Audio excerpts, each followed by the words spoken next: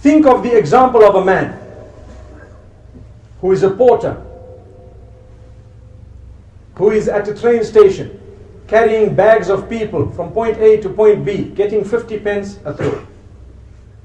And suddenly, a rich man comes, walks out of the train with a can of milk, and he says, young man, I will give you 10 pounds if you carry this can of milk from here to my place, which is about a mile down.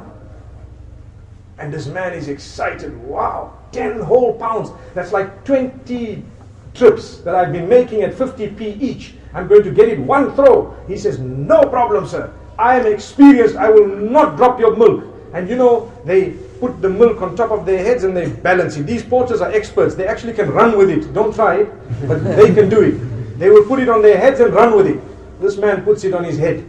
And he starts walking and he's smiling from ear hole to ear hole. Allahu Akbar.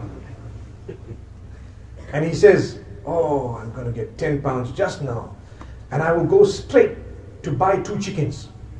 And these chickens will lay eggs and I will sell the eggs. And when I sell a few eggs, I'll buy a 3rd and 4th and 5th chicken. Then I'll have a fowl run. I'll employ 10 guys to run that place.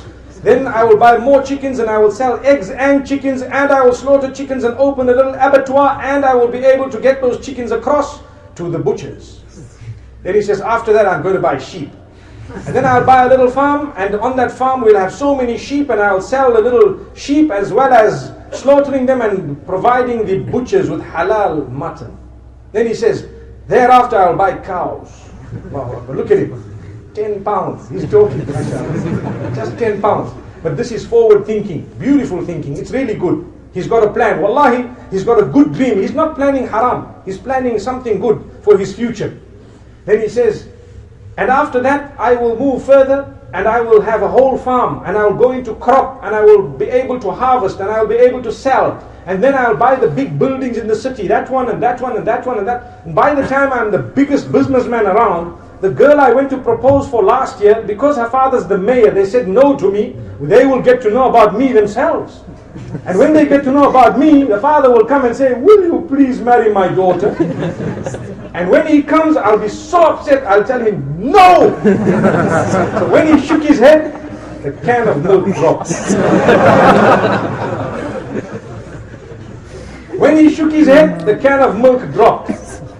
When the can of milk dropped, the owner of the milk turns around and says, hey, didn't I tell you I would pay you 10 pounds for this milk and not to drop it? He says, hey, relax, relax. You know, that's my favorite word. Relax, take it easy. You just lost a can of milk. I lost my chickens and my eggs and my sheep and my cows and my farms and my buildings, and 600 people lost their jobs. And at the same time I lost my marriage and my whole life is gone, so just keep quiet, okay? What's the moral of that? The moral of it is, one small distraction in your life can shatter your dreams, my brothers, my sisters.